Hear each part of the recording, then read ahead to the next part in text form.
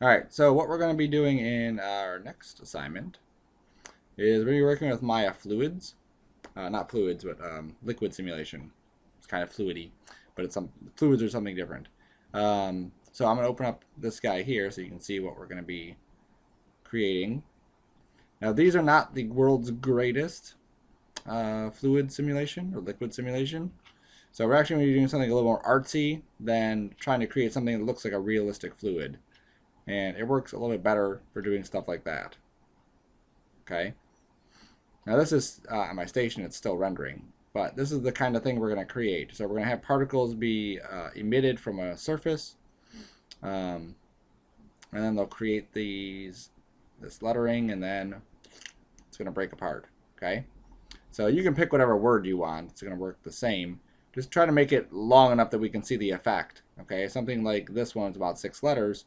Works pretty good. Okay, so we're going to go to create a new project window, and we're going to say new, put this in my 2550 folder, and I'll call this liquid sim sarcona accept. Okay, so we're going to use end dynamics for this. End particles, create end particles, and I want to make sure that I have water selected from here. Okay. Now I don't want to just create this yet. I actually have to create an object because we're going to emit it from an object. Okay. But end particles will work pretty much the same way as regular particles do, except that they can interact with each other. Okay. They can also interact with end meshes if we needed them to. Okay, which is pretty cool. All right. So let's create a piece of text. So I'm going to go to create text option box. And in here I've picked the word liquid. And I'm doing it as a poly, and I've chosen this font Shruti. I think it's named after Dwight Schrute. There it is. Okay, so if I come in here, you can see it's just very blocky. If we went in with something else, like that, this might be a little bit too thin. If we went in with something more of a serif type font, this might be a little bit too thin in some areas and then thick in other areas. It might look funny. Okay, so this kind of technique works pretty good for something that's just like thick and blocky. Okay, this is why I picked Shruti. And pretty even. If you look at the thickness on all these, they look even. They look nice. I made sure the bold was clicked. Okay, normal's there, bold's there. Just gives us a little bit more thickness. And then the size doesn't matter so much, but I'm going to leave it at, let's say, 48. That's weird because I think it looks pretty grainy there. This might be the res. Yeah, okay. So 48 is good. Hit OK. I want this to be quads. Let's see. And I'm going to say quads, and then I'll do count. Okay, 200 is good for now. Maybe create. Hit F so we can see it. And there we go. Okay. Now when this emits, it's going to emit from the vertices. So I want to make sure that my vertices are uniform. If you look at my letter I's, there's a lot more vertices here than there would be in this area. Basically, the squares are smaller. So I'm going to click on the I, hit Control A, go to my Tessellate tab, and so I can compare it with the Q, I'm going to turn on Wireframe Unshaded, which is that box right there. I go under my tessellation options, which is under Advanced, and then under Polygon Count, and then I can lower the count on this until we get to something that looks more like the other ones. Okay. Even if it has a little bit more, it's going to be fine. I just don't want to have that many more. So that looks pretty close. It's, you're not going to be able to get it exact just because of how it's lined up. I could try changing this to general, and then under the general options, there it is, change this to per span and per span, and then I can individually control each one of those if I wanted a little bit more refinement in here. And I think actually this looks pretty good right about there. Okay, so the settings were for this specific letter: quads, general, per span 3, per span 12.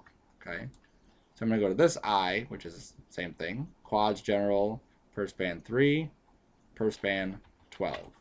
Okay, so now they're all pretty much uniform across the board. There might be a little bit more here, a little bit more there, but I think we're good. Okay, so you'll notice that I can grab these things individually. Okay, I don't want to be able to grab them individually. I want them all as one letter or one object. So I'm going to grab them all, go to Mesh, and say Combine. Then I'm going to delete the history, scoot this thing over, and I can delete my curves here. I don't need those anymore.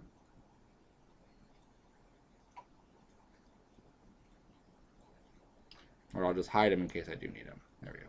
Okay, so here's my wording. So I'm just going to kind of get this placed where I want this to happen at.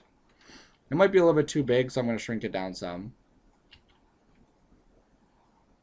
All right, there we go. So that should be good there. If I have it emit here, emit up here, and then fall down there, that's what I want. I'm going to save my project. Liquid Sim 01. Okay. So now what I need to do is I'm going to have this thing emit from this surface. So I'm going to go to my end particles, go to create end particles, go to emit from object option box, and everything in here is going to be super duper awesome. So we hit create. All right. So if I add some more frames, hit play. Okay. Right away it's just going to start chugging, because right now it's emitting. If I go to my emitter, it's emitting 100 particles per vertice per second. Okay, so if I rewind this, every single one of these vertices here is emitting 100 particles. Now if I set this speeds to 0, which is what we're going to want anyway, and then we hit play, okay, you can see them coming off of there a little bit better than before. All right, so let me rewind this.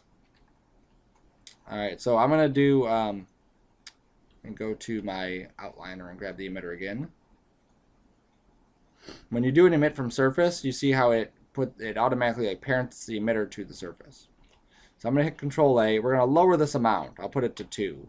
Okay, so we're emitting 2 particles per second.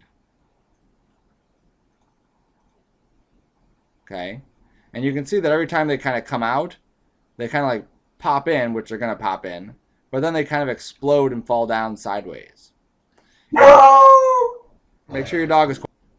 There you go. Once you've silenced your dog, then you can rewind this and play it again. Okay. So what's happening is with these particles, they're basically coming in and they're colliding with each other and they're pushing away. Okay. Now if I go to collisions, you'll see that self-collide is not on. Okay. Now when we do something like this, we have another tab that we need to go to. Okay. It's not under the collisions, it's under the liquid simulation. Okay, and this is something that's been checked on. Because we chose water from here, this defaults to being on. Okay, and what this is going to do is choose how the particles interact with each other. And the big ones here are incompressibility, which is the ability to not compress, and then viscosity. Okay, so if I set this up to like, just for fun, we'll put it up to 100, and I hit play. You can see how they're all like sticking together, okay? A viscous liquid is something like taffy or chocolate or whatever, thick objects, okay? The higher this number is, the thicker your liquid is going to be, okay? The smaller this number is, like that, the more fluid it's going to be, okay? So basically this wants to kind of move and not interact with the other particles. The other one wants to stick together with the particles and kind of create this like mass of particles. Okay, so this number here and incompressibility are going to be the ones we want. Okay, now remember it's incompressibility. So I'm going to lower this if I want them to compress more. There we go. So now you can see that as I hit play, that they're not flying all over the place. They're just kind of like popping in and then that's it. Okay. There's also the rest density, which we can play with too in a minute. All right. So I'm going to hit close on this for now. Okay. Now as I hit play, you can see that they're falling. Okay. And the reason they're falling is because they're an N object. They have a nucleus attached to them, just like our N cloth had a nucleus attached to it. So if I go to the nucleus and I just turn gravity off, and then I rewind and I hit play, you can see how we're getting these things just emitting. And then as they're emitting, they're kind of moving out a little bit more. Let's make sure that all of our speeds are off. We'll take the direction off just in case. We'll take the normal speed off just in case. We'll take these off. It's not going to do anything, but we'll just take them off just in case. There we go. And then we'll hit play. And you can see they're still going to kind of move a little bit. All right. So I'm going to go in here and I'm going to take my rest density down to 1. All right, we're still moving a little bit. Let's go to our dynamic properties, and I'm going to take conserve off. And you can see that they're still maybe moving a little bit. There's a little bit of movement like here and like here, okay? But it's not as much as it was before. All right. All right, so that's where we're going to leave this, is like right like that, okay? So now what I want to do is, right now we're basically working with a single layer of particles, okay? But I could take this shape here and I can go to Edit Mesh Extrude, and I can pull it back. There we go. So now we have like a block. And then again, this cube should be about the same size as that. So if I go back like this, what I can do is just add in another division. So I added 2, so now you can see nice and even. Okay, it's just good practice to do that kind of stuff. All right, so now we hit play, and you'll see that they're going to be emitted from this entire thing. Now it looks kind of weird having the text there, but keep in mind that we could always take the text, and I'll just throw it on a layer. Just call this text. And we could turn it off, and then you see how we've created basically this word using particles. Okay. All right. So now what we want to do is create that little swipe effect that I had on there. Okay. So what I want to do is I want them to only emit from, let's say, down here, and then emit from the top. Okay, in kind of this like swiping fashion. So I'm going to go to that emitter. And on the very bottom of the emitter, there's this texture rate, okay? And the texture rate basically allows me to connect a texture to this thing, and then I can emit from certain areas. So I'm going to first go up to my emitter, type, and change this to surface, okay? Once I change it to surface, these options become enabled, okay? Before they weren't, all right? So now if I rewind it and hit play, we're seeing that we're not getting any emission, or very little emission. I don't know why we're even getting anything. But we're getting very little emission on here. This might, it's down to 0. I don't know why it's doing that. Whatever. Oh, I didn't enable it. That's why. Enable texture rate. There we go. All right, we're still getting a little bit. All right, now the reason we're getting a little bit in this case is because my surface emitter of 2 is set to 2 for the entire thing. So I'm getting 2 particles per second for this entire thing. So if I turn this up to 100, and hit play, you can see they're popping in more. 500, and they're popping in more, okay? So now that we have this kind of under control, and you can see too that this is, 1000. As I hit play and I look at some of these, they're not necessarily coming in at the vertices, they're just kind of coming in all over the surface. Okay? So it's important to understand that if you're doing an omni or directional, that these two are going to come in off the vertices. If you do surface, it's just going to pick a random spot on the surface and be emitted from there. Okay? All right, so that gets us so that we can get them at random spots in here, but we still need to create this texture right here. All right? So I'm going to create a texture assigned to this guy. So it's easier to visualize it if you just put it on here, and then get it right, and then put it on there, okay? So I'm going to assign a surface shader to this. And on the surface shader, here's my texture, that color, all right? So I want to put a ramp, so I'm going to click on that and hit ramp. I'll hit 6 so I can see it. I'll change this to a diagonal ramp. And you'll see that my diagonal ramp is basically it's like red and then green here. Red, green, blue, red, green, blue, red, green, blue, red, green, blue. Okay? If I look at the UVs for this in my UV texture editor, they're all laid out to be basically fitting this entire grid.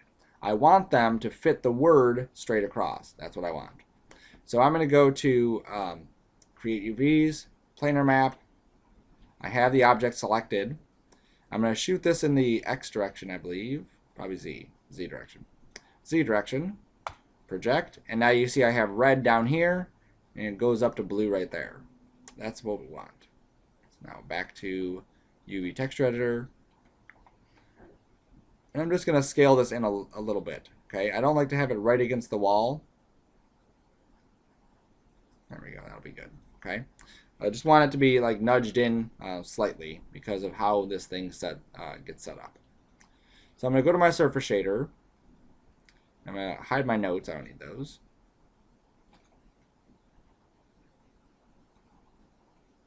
Come on. Oh, whatever. And I'm going to take this and make this black. Take this one and make it white. And I'm going to take my interpolation off. Okay? So now you can see I have this little slider that I can control my emission. Okay? So let's just say I leave it like that.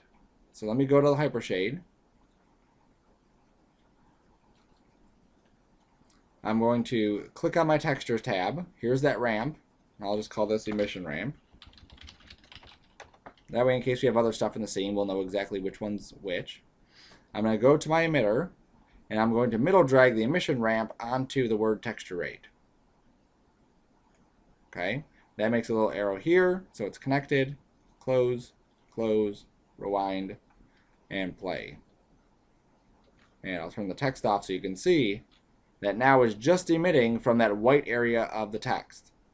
Now what this means is something super awesome is that we're using a ramp in this case, but realistically we could use anything. Any file that has black and white values in it, we could have in here. Okay? So there's a lot you can do with just this basic setup of using emission from an object. Okay? You could even use it up here to color your stuff. Okay? In this case, we're not coloring these particles, but we could color the particles via particle color, even opacity, using a texture. Okay? So we're going to go to this ramp, and I'm going to add a little bit of noise to it. I don't like how solid this line is, so I'm going to come down here to noise and just add in a little bit of noise. Okay? And you can see how we get these little black spots around here. That's why I didn't want to have this so close to the edge, because I don't want those little black spots and white spots to kind of pop up and start emitting from random places in here. I want this in the middle, but I don't want the stuff on the outside.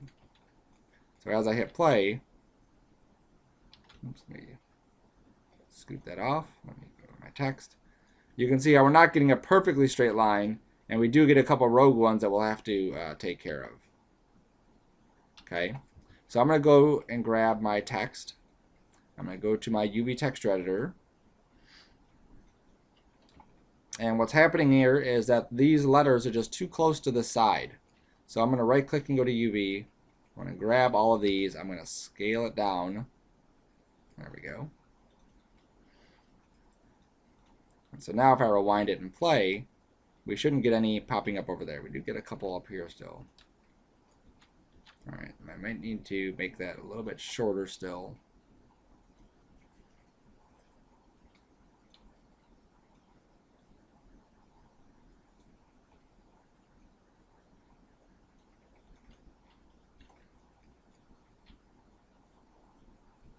There we go. That's more acceptable, I think. We have a nice little like patchy area where we're getting this. Okay? Alright, so now that we have that, what we want to do is animate it. Now I don't want to, if I set it to here to black, and then we rewound it and hit play, we get nothing. Okay? And if I rewind this back to 0, actually I like to set it up like, let's say 20. Okay? I'll start it at 20. And I'm going to right click on the position of that white one and set a key. I'm going to go up to frame, let's say 80. I'll take the white one down, mostly all the way, and set a key. And so now what's going to happen is as I rewind and I hit play,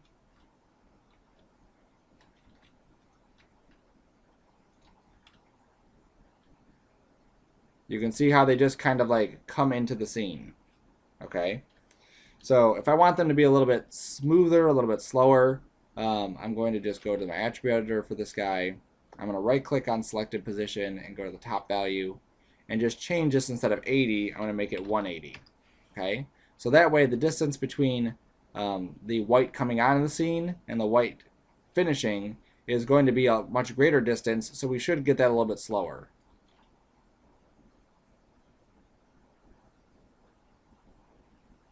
Okay, and it's kind of like forming as we're seeing it. Now one thing I could do to kind of help this thing out is that even though we have this emitter selected, or we have this emitter being a surface emitter at 1,000, even though it's not emitting from this entire thing, it still considers that 1,000. Okay, so if I put this up to 10,000 and I hit play, you can see we get a much better result where we're really seeing this thing kind of get formed. You'll also notice that in this example I started up at the top here and went down that way. Okay, if I decided I wanted to go this way to the other way, I could do that a couple different ways. One way I could do it is just by grabbing the text. There it is. And then flipping it. Flip it this way, flip it that way. Okay? Because my white is going to start here and go this way. So now if I turn that off, hit play, now you're seeing it build from that bottom up here. Okay? Now you see that this is going super slow. One of the things that we're going to have is as this thing is being emitted, these guys here, even though they're already filled, are still emitting. They're still emitting 10,000 particles per second over this entire surface for these areas that are already full. So what I don't want to do is have, okay, this stuff is good, I like the way it looks, and then have them still being emitting, okay? Especially if we were to turn gravity on, because then as this thing falls, it's still going to be emitting stuff. So I'm going to go back to my surface shader, and I'm going to add in a black value up here. So I'm just going to click the black. Okay, so just click on the graph, and now I have a black value. And at the same time that I animated the one, I'm going to animate the other. Oops, I don't know why I closed it. I couldn't see my timeline, that's why. Okay, so I'm going to go, instead of 20 though, I'm going to start this at maybe 45. Or, yeah, let's say 45. Okay, so at 45, you see where the black value is. I'm going to right click and set a key. And then when we get down here to 180 was where the other one ended, I'm going to go to 190. And I'll pull this black value down.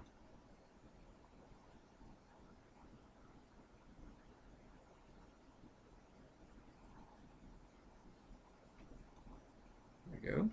And I'll set a key on that. Okay, so now what we should get is, as I go through this, you see that we basically have like a band of white that's going to ripple through and emit our particles. Okay, so now we rewind. Let me save my scene as. It's always good to save in these kinds of things because you never know when Dynamics is just going to go freak out and crash. So let's hit play.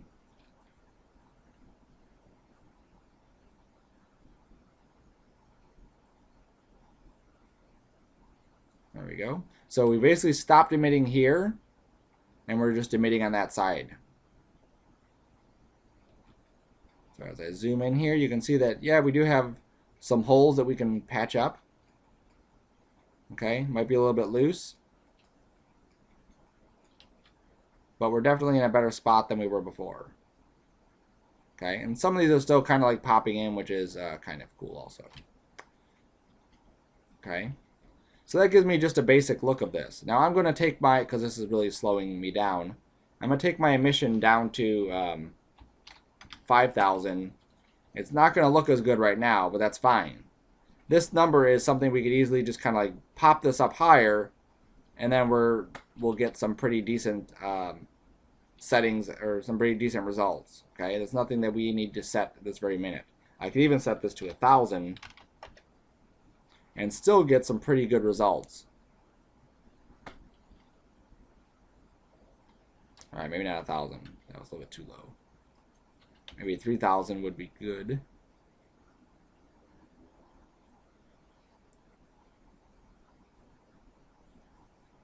Okay, and what I'm going to do is at 180, at 190, I'm just going to turn my rate off.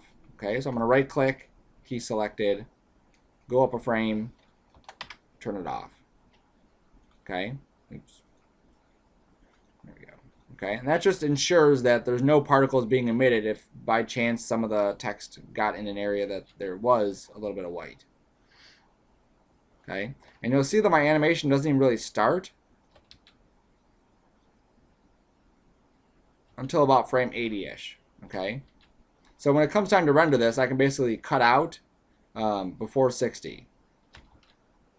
All right, and the reason I did that is just so I can create a little camera move that's kind of moving with this, and then it starts coming on.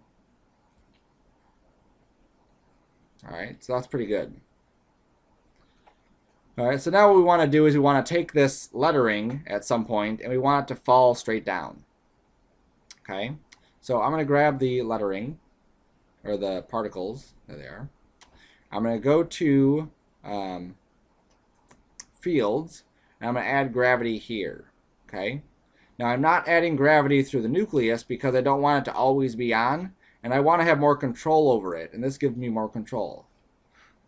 This is one thing that's really going to give me a lot of control, is setting this thing to a volume shape of whatever, cube or cylinder. Cylinder will work. Okay, and what this allows me to do is basically pick where my gravity is affecting. Can't select anything. There we go.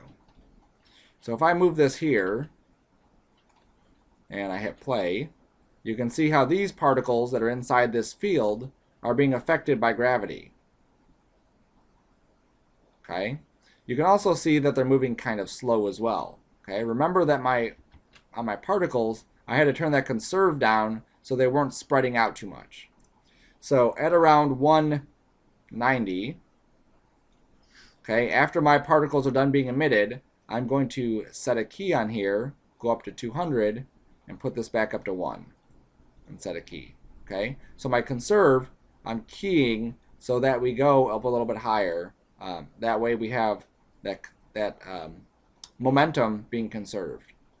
Okay, so let me take this and move it off screen, or off of our particles. Here they come in. Okay, now at 190, conserve is back on. You can see that they're going to kind of shuffle around a little bit. That's fine, they can start spreading out, because by this point, we'll have this thing in here. And then there they go, falling down. Okay, now they fall in a pretty flat formation. Okay, and of course we're going to need to add a floor. So they fall pretty flat, so I want to add in some other stuff too. Okay, so this gravity that I'm going to use here is basically, this is locked into this position. So if I were to create a plane like that, and I added a passive collider under NMesh, we rewound it, and I'm just going to keyframe this. That way I don't have to keep stopping it. So I'm going to go to 190. I'll set a positional keyframe. I'll go up to 220. I think that's about where it is. Let me turn my text on. That's why it's good to have the text here, because you can see exactly where the particles are going to be. Okay, so now if I just look at that animation, I can see that it's going to move down right inside there. Now I can actually keep it pretty close to this. Okay, so if I set this as my start position, there we go, then we won't have to wait for it to just kind of come in. Okay, so let's turn that off. Let's save our scene as again.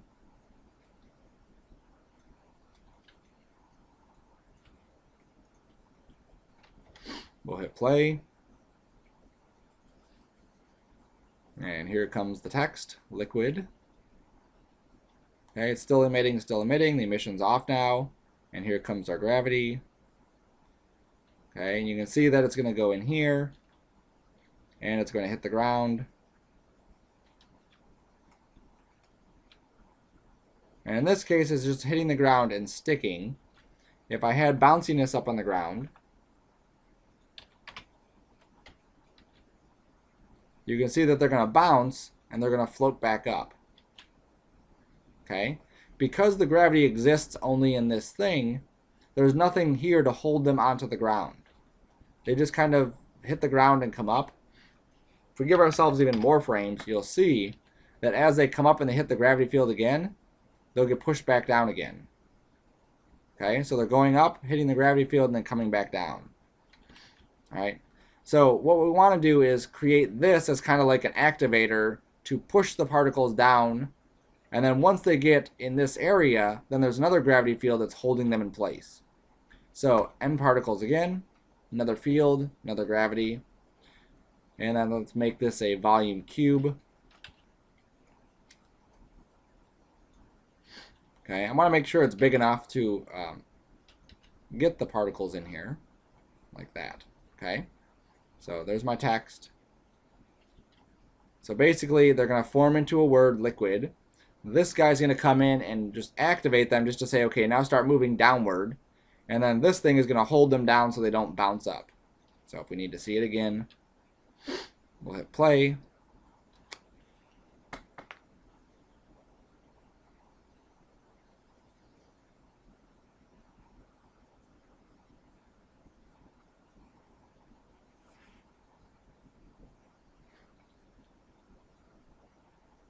Okay, so now you see that they're hitting and then falling.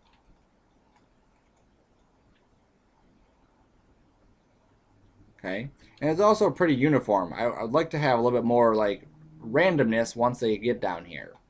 So I'm also going to click on the particles.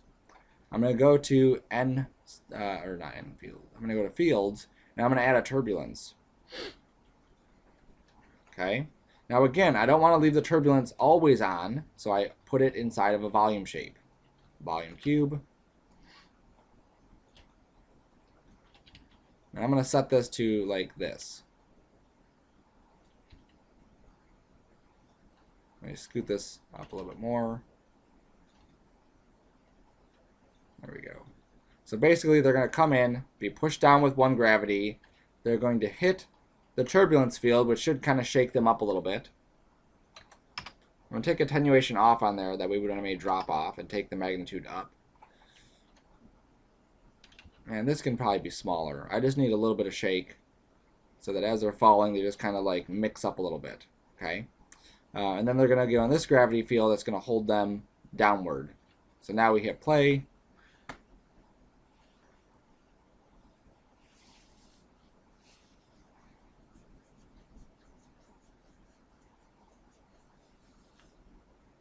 There they're falling. They go into our turbulence. And if we look at the turbulence from this side, we can see that they're being broken up a little bit more. Before they fell basically straight down. Okay.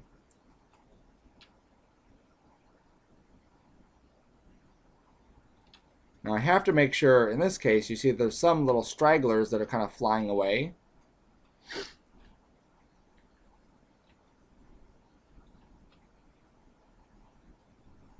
And what's happening is they're hitting the turbulence field. The turbulence is just kind of like pushing them upward away. So maybe I'll take the turbulence field and just scoot it down a touch. So we're closer to being inside of our gravity field. Or even down a little bit more.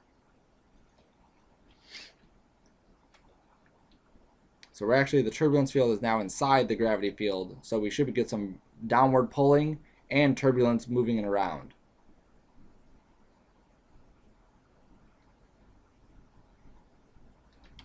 So there we're falling, and we're kind of getting a little bit of random movement. Okay, so we're not just falling and just being a block. I think that bounce is probably obviously too high. Let's do a little bit of bounce, like 0.1. Let's see what that looks like.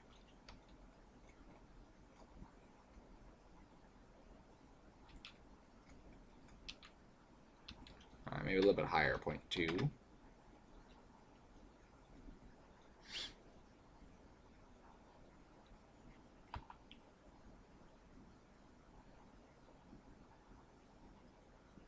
There we go. There's a little bit of bounce there, which is fine to have a little bit of bounce.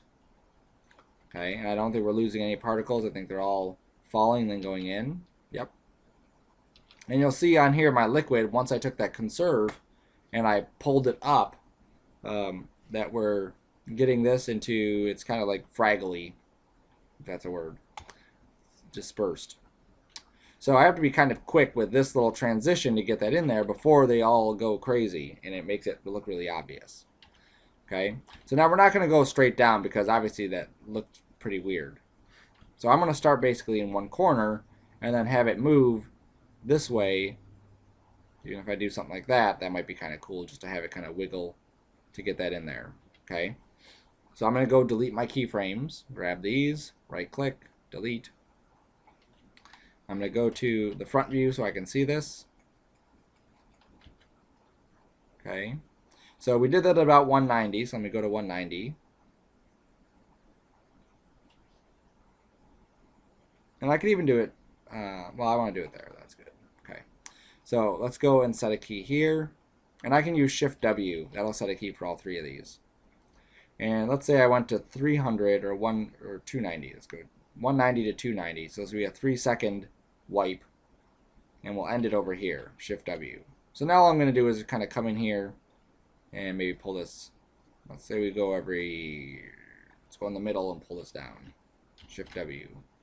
Go here, pull this up. Go here, pull it up. Okay, so if I scrub, I'm hitting the top of this, hitting the bottom, hitting the top, hitting the bottom. Okay, maybe I can add a little bit more movement here. I'm just giving this some random movement just to kind of shake up how it's breaking up and how it's moving. So it's going to come in, hit. There we go. So I think I get all the parts there. So now let's save our work again. I'm going to save it with that name. Turn my liquid text off, hit play. Here comes the text. Emitter is off, conserve is on.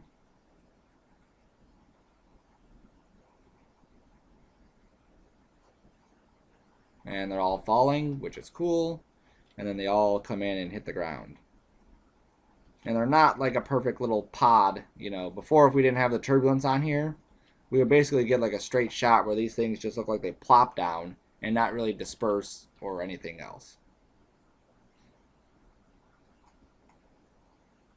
Okay, so just for observational techniques, so we can see what that's doing, I'm going to turn magnitude off on the turbulence just so you can see what it would do without it.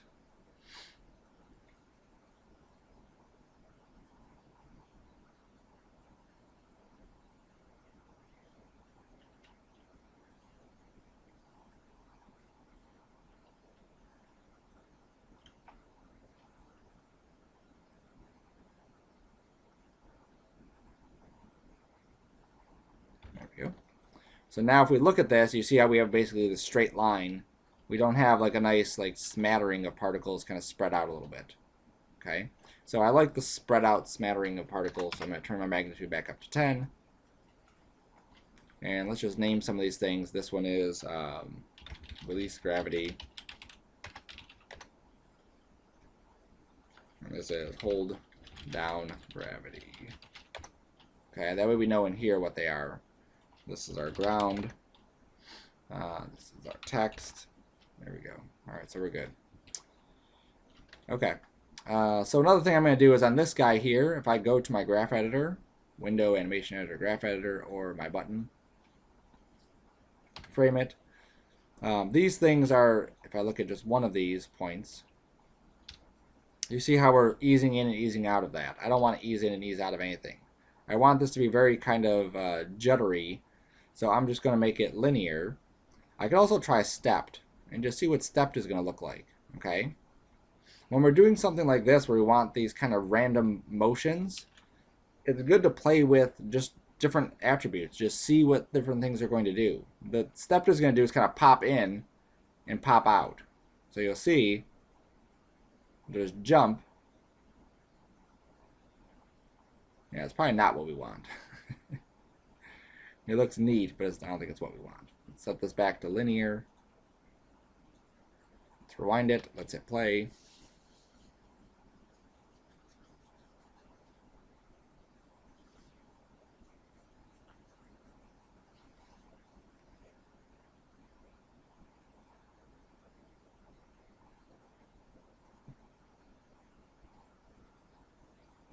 Okay.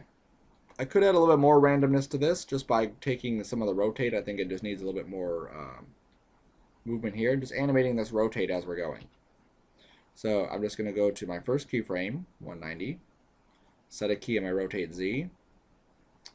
Go to my end keyframe, 290. Rotate this around a little bit. And I'll end it like that. And we'll set a key. So now again, we'll watch it.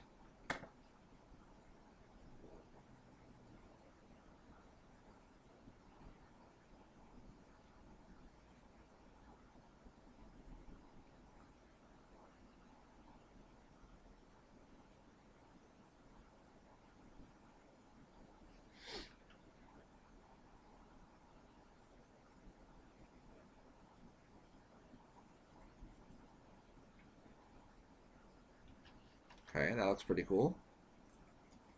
Okay, nice splattering down there. Okay, so I think we're probably at a good stage to take this to the next step. Okay, so let's save this as.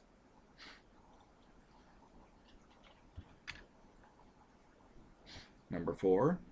And to take it to the next step, I need to increase my particles. Let's go to the emitter, attribute editor.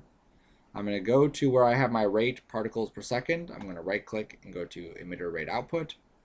And I'm going to take this up to 10,000, I think was our good number.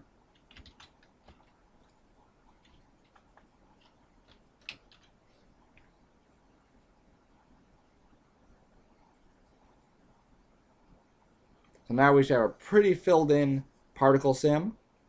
Once this gets closer to here, I'll stop it so we can see if we indeed do have a good sim or a good filling of particles. That should be good there. Okay, and this is going to go slow. You see how slow just kind of spinning around is. I could probably use a little bit more inside here. So I'm going to right click, emitter rate output. Let's say 15,000. Rewind, hit play.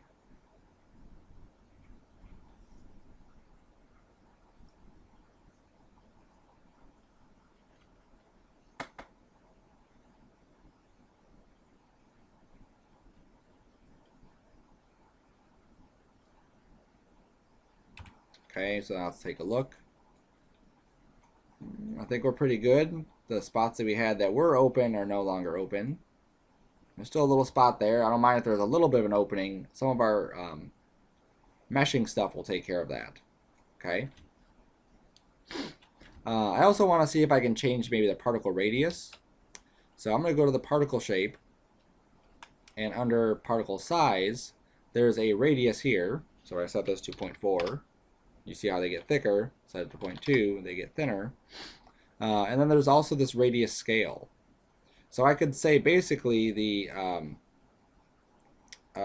age of the particle will control the size of it, just like we did before. But what I want to do is this randomized ID. Okay, so that'll give me a random number, a random ID here, and I'm just going to randomly scale these things up.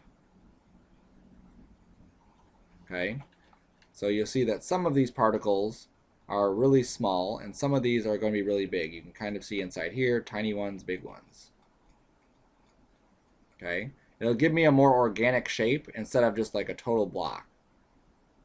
I could also play with these if I realized that I wanted this a little bit more thinner in some areas or thinner in other areas. Okay, or I could just add some stuff inside here to create this kind of stuff.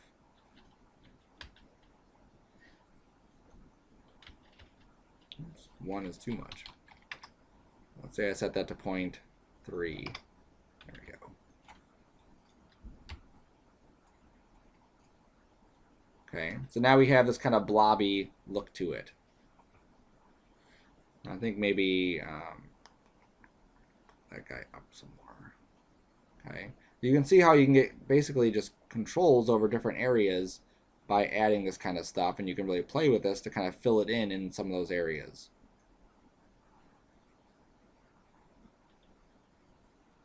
Okay, so I think I'm liking the way this is looking here. All right, so what I want to do now at this point is I want to cache this out. So I'm going to grab these. Oops, first things first, let me grab my ground. One of the things with your dynamic ground is that it's typically going to come in with a really high thickness. Okay, we don't want that. So I'm going to set this to 0.1 or even 0.05. I think that'll probably be good. Okay, I'm going to grab my liquid now. I'm going to go to rewind it. I'm going to go to Encache, create new Encache, option box. Let me save first.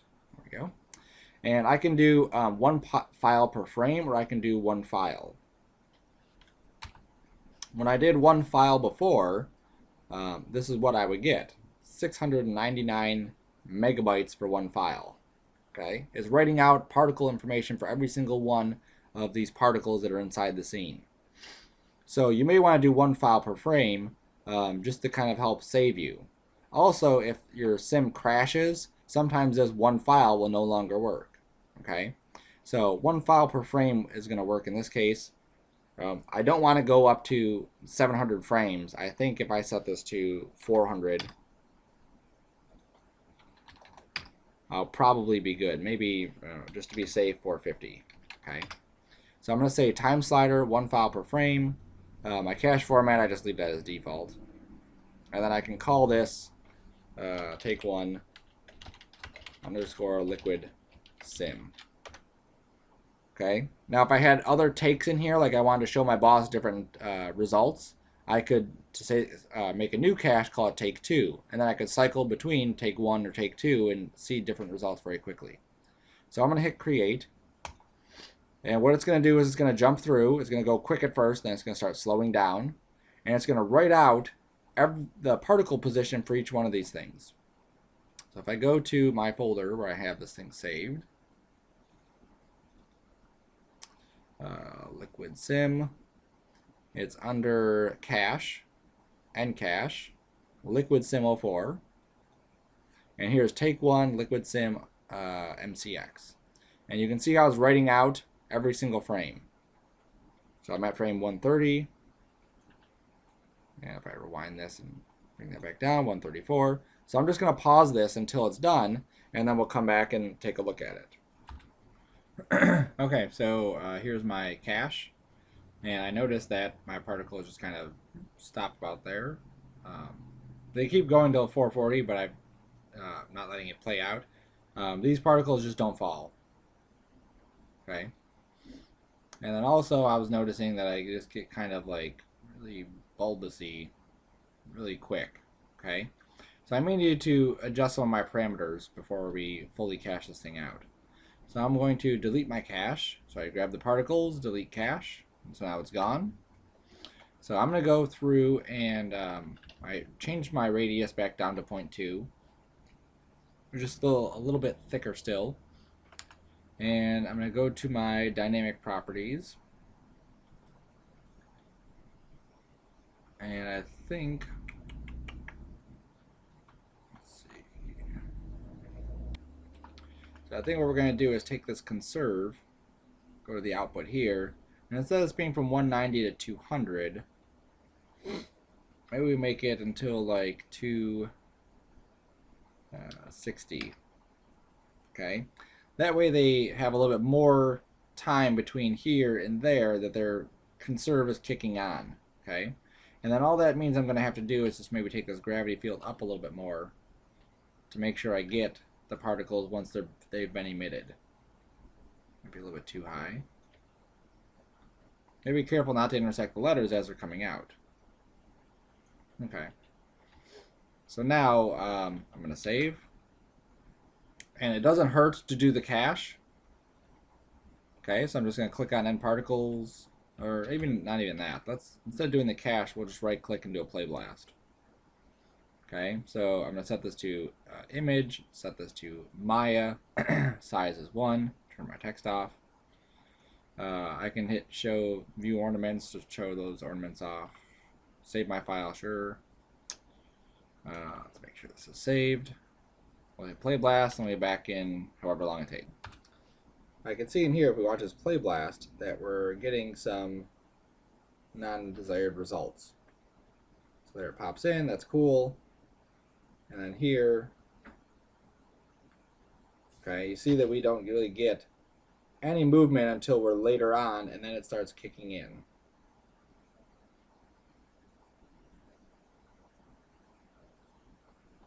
Okay, so what we need to do is just animate that conserve happening a little bit quicker. So I'm going to go to the graph editor for that. And here's the conserve. And it's just doing that ease in, ease out.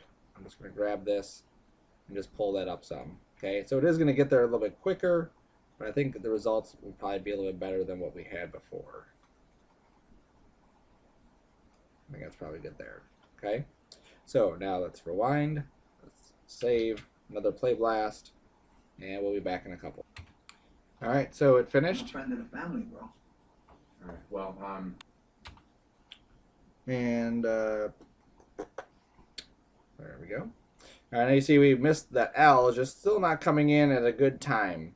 So what I'm going to do is I'm just going to add a little help to it. Okay, you can see that we are expanding, but by the time we've expanded, we're good. It's gone, which is what we want. So what I'm going to do is just add in, by the time it gets about here, I'm going to add in another gravity field just for this L, just to kind of come in and sweep across. Okay, so I'm just going to go to grab that, fields, gravity,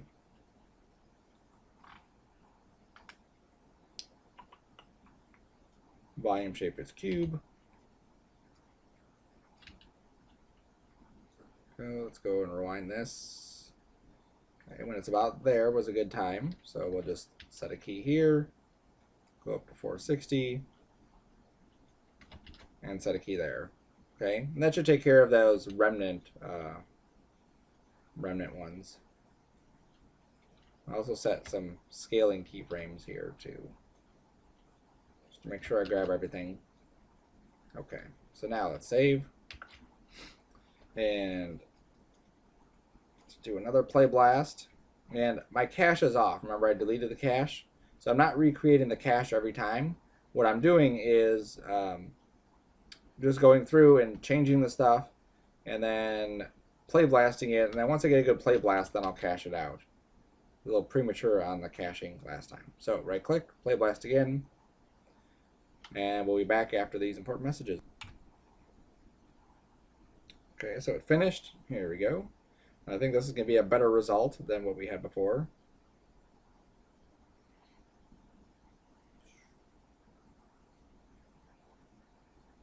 See how that one just kind of scoops in just to grab the rest of that L.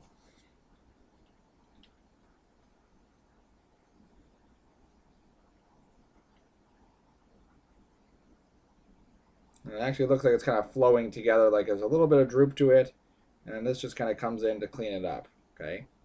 Now keep in mind, we're not going to see it with these things in here when we do a final render, so the viewer is just going to kind of see, okay, it's kind of droopy there, it's kind of droopy there, and then this guy comes in just as these ones are falling, so we get this nice little V pattern like that.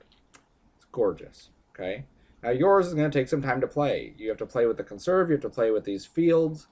It's not going to be a just set your stuff to exactly what I have and it's going to work perfectly.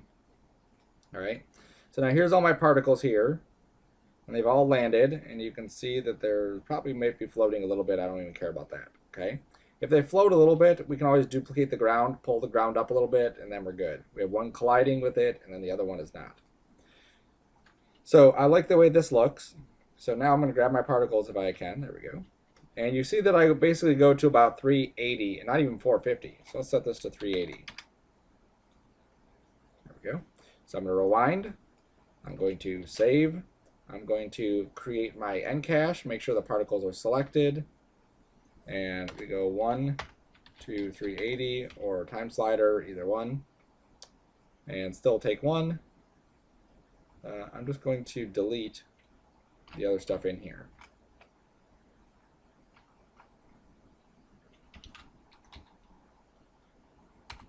Okay, so I deleted the other stuff that's in there just so it doesn't get confused. I could have just renamed it too, but then I'm going to create multiple files.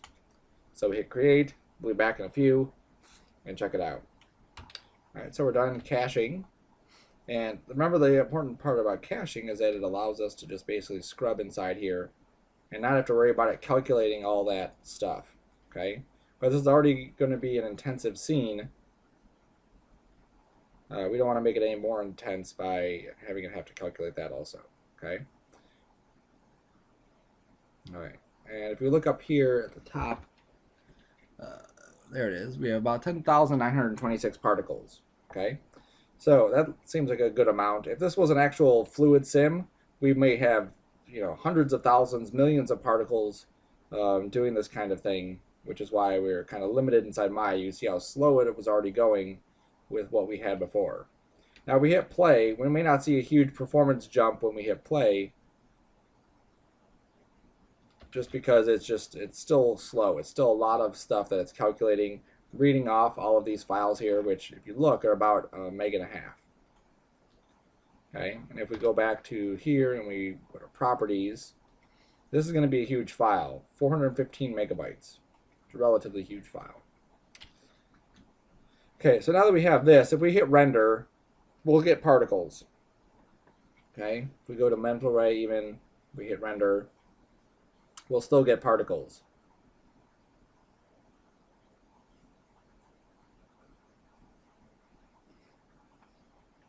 Okay, let me jump in a little bit closer just so we can see what those particles are looking like.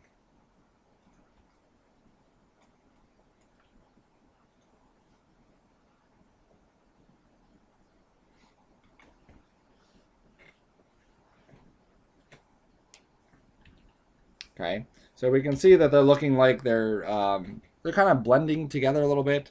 They're still kind of orby looking. Okay, so we still have another step to do inside here. We're gonna go to save this as 5, and I'm gonna save it as again, just so I have my next one. Call this 6, and then we're gonna say convert inside here. Okay, so we're going to convert these into a solid mesh. So I'm going to go to modify, convert, end particles to polygons. And when I do that, you see that I get this mess. Okay, if I scrub through, that's what I'm getting. All right, obviously it's not the most desirable results. You may actually get nothing. Sometimes you'll get nothing inside here. So I'm going to go to the attribute editor for my poly surface, and you see here's the poly surface. Here's my end particles. So I'm going to just scroll down until I find the tab that says output mesh. And these are the settings that it's doing for creating this output mesh. So first one I play with is threshold. Okay, as I take the threshold up, it's becoming more picky about what it shows or where the particles are created. As I take this down, I'm bringing more of my liquid back into the scene. Okay, at some point you're gonna have to start typing these in because this is just so tiny. Okay, so 0.02, let's say 0.01. Oops, probably not showing the whole D. Let me go a little bit higher up. There we go. Let's go back to 0.02. Okay, now if we look at this without the wireframe on, you can see how it looks pretty chunky. We don't really have spacing between each one of these things. We could take the blobby scale radius down to 0.8, 0.5. Okay, at 0.5 you see that we have space between each one of those. Okay, what this is doing is sometimes you'll get gaps where you need to fill it in. So sometimes this value needs to be higher to kind of fill in those gaps. It's basically taking our radius that we have up here, wherever it is, right there, and just making that bigger as far as the display goes so that we have more particles clustered together. The way that the mesh is working is it's taking particles clustered around each other and combining them into a shape. Okay. We have motion streak as well. As this comes down, there it goes. Okay. This looks like it's a pretty good mesh already. I don't think I want to play with it too much after this, but I'm going to show the settings just so you can see it. Okay. So as this comes down, sometimes we'll get some flickering in here because if particles are really close to each other, let me see if my sketchy works. Come on. Grease pencil.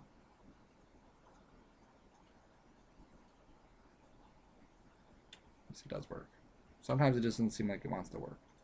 Okay, so if I go to something like this, if we have a particle here and a particle here, Maya will basically create this little surface around them. Okay, but if we have a particle here and the other one's way over there, it will disregard each one of these and not show anything.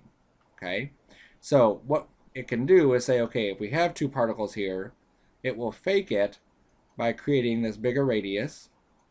That's what the blobby scale radius is doing. Then it realizes they're close enough, so then it'll create this surface around it. Okay, and you can see that it's a bigger surface. What the motion streak is going to do is it's going to take the particle here and then figure out where it was on the last frame here. Come on. And then it'll create this kind of tube-like thing for each one of the particles. So essentially, it's going to basically like double the amount of particles we have, giving us more particles, thicker surfaces, but at the cost, it might look kind of tubey. Okay? Come on. So if I take this motion streak up to 1, you'll see how we get more particles in our scene. But you may get it where they start to look kind of like streaky. Like if you look at some of these areas, you can definitely see where it looks more tubular than we'd want it to. Okay, so there's that. Let me take this back to 0.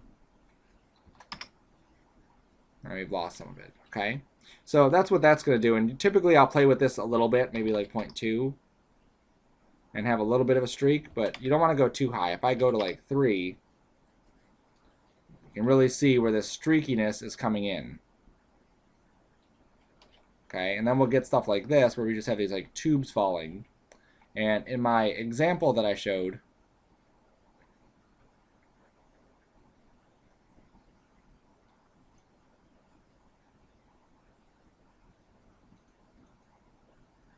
skip to the end, this is what those tubes are going to do.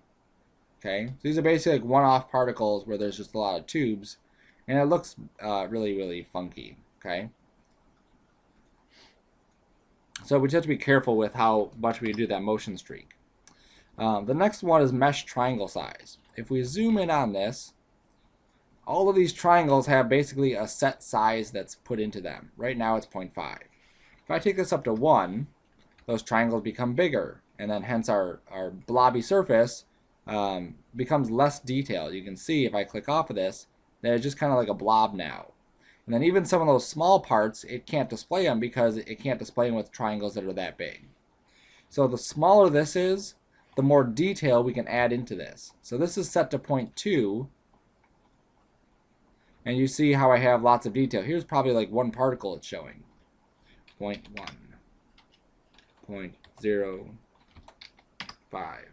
Okay, at some point it may actually crash it going too low. So for now I'm just going to keep it at 0.5, which looked like it was a good value. Okay, and then we have max triangle resolution. This number typically is updated if we get too much resolution inside here, or not enough resolution inside here. Maya will actually change our mesh. Okay, and you'll see it'll all of a sudden pop and turn into a different mesh altogether. So we'll be playing this thing, playing this thing, playing this thing. It'll look super detailed. Let me try lowering it down just so we can get that result. You can't always get it. It's not like you can force it to happen. Okay, But then all of a sudden you'll get it where this thing just like pops and changes to a super low res mesh, just because there's so much detail happening that I can't display it with this 100. So then we just start upping this number. So 300. And right now this is a solid line. It's not a flashing line, so that means it's thinking. So let it think, okay? And at 300, you see that I've actually increased my resolution over the entire thing. And now I have a bunch of like dots, okay? So I typically don't do it, and the mesh was good. I can up it maybe a little bit and get a little bit more blobbiness, but I think at 100 I was probably good where I had a nice smooth mesh. Well, maybe not totally smooth. Maybe 125. There we go. Okay. All right, now I'm glad this happened because I want to show this also. Another thing that Maya's stuff will do is it'll just create holes inside your mesh. So as I come inside the mesh, nice little room, you can see that I have holes in the ceiling here. And again, it's just these settings here playing with them. I found that the best way to get rid of them is to take this mesh method and take this to one of these other ones. So if I take it to a quad mesh, I basically have quads, which are just very blocky, so I typically don't use that one. I'll use either the tetrahedra or acute tetrahedra. And it's thinking, let it think. If you try to do anything, it will crash and die and burn. There we go. So I've turned it to that, and you see that now we have more blockiness. So I'm going to take my resolution down a little bit. I'll take my mesh triangle size up a little bit if I need to.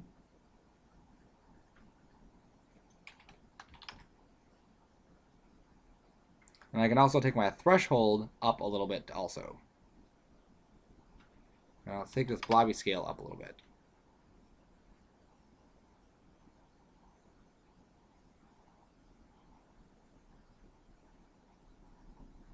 Go. Let's take the threshold up to 0.1.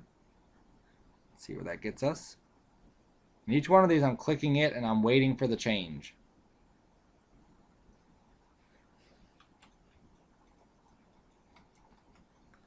Okay, so there's my blobby mess right there.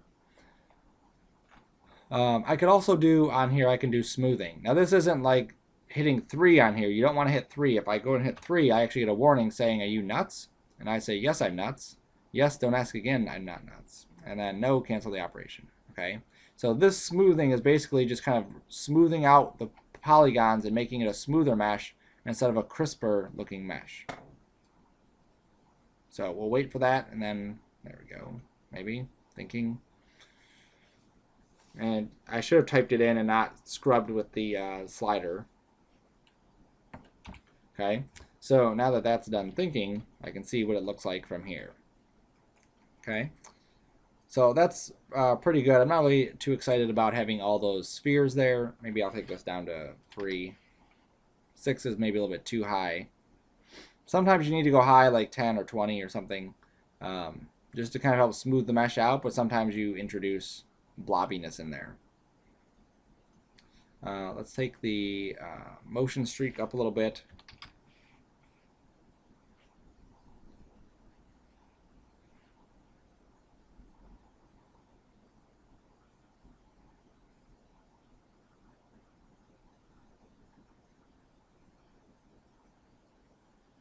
I'm waiting for that flashing cursor to appear again. That way we're done with the changes.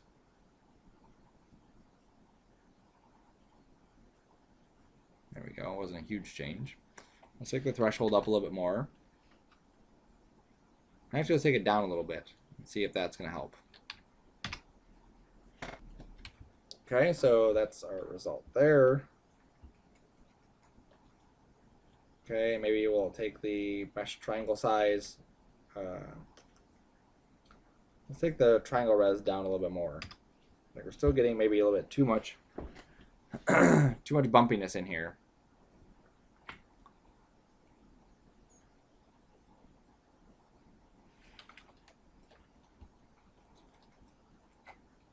All right, there we go. I'm satisfied with this, okay? So now I want to check this out on several frames. So I'm going to save as. And you see how many iterations I have just because I want to be able to go back and change stuff if I need to.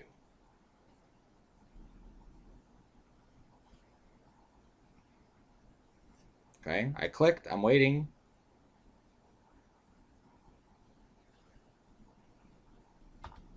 And there it is. Okay, so it looks like we're still at a pretty good mesh here. So I think this is going to be acceptable. All right, so now what I want to do is I want to set up my camera for this. Okay, so I'm just going to hide this or rewind this, turn my text on, and I'm going to hide that piece of geometry. So I'm going to go to outliner. Where's it at? It is. And this is my liquid for rendering. There we go. And I'm going to create a new camera. Turn my sphere on.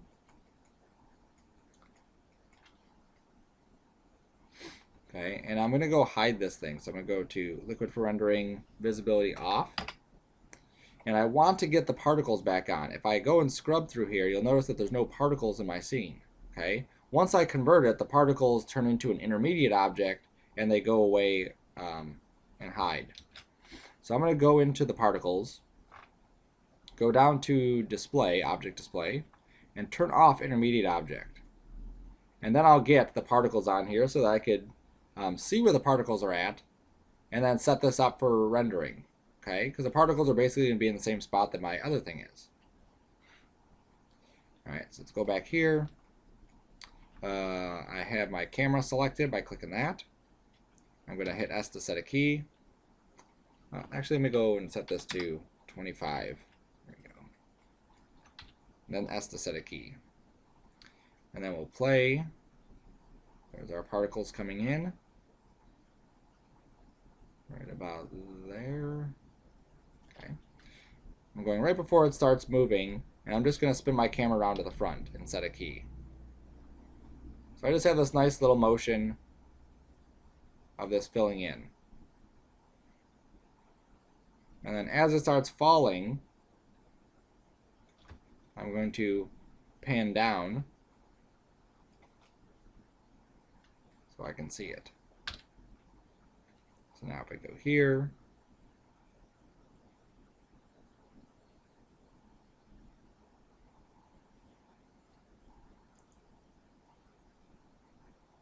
and then maybe at 380 I'll be zoomed in on that.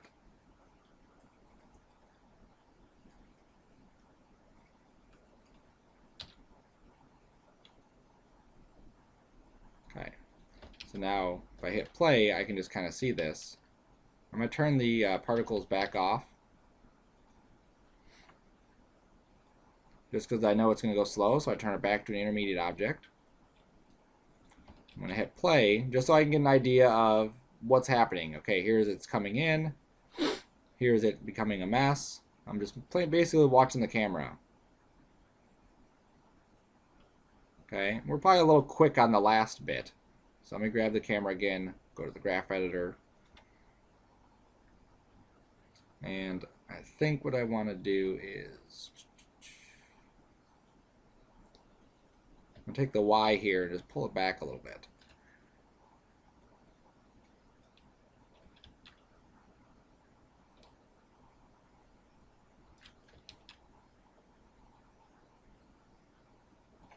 There we go.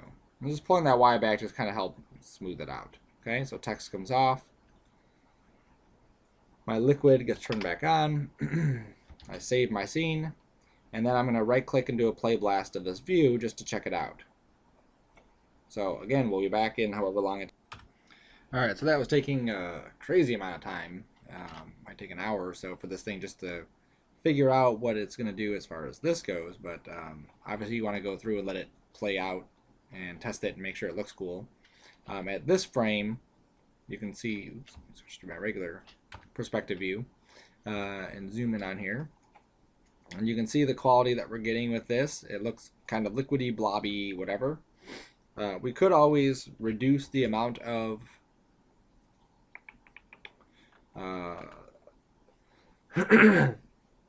raise our triangles up, and that'll create a smoother mesh. So if we want a smoother mesh, we could increase that. So we get this smoother mesh. And then we could hit 3, and then if we needed to, we could hit yes, try it again, if we really wanted to do something like that. Okay, so it's basically just playing with these settings in order to get the results that we're after. I could even take my smoothing iterations up higher to get rid of some of this blockiness that's inside here. Hopefully it won't crash it. This is just, it's a picky tool, and you just have to keep playing with it and playing with it and playing with it until you get happy results. And then consistent results also, because sometimes you'll set these things up, and at the beginning it'll look good, and at the end it won't look good. So then you have to kind of play with the settings there too.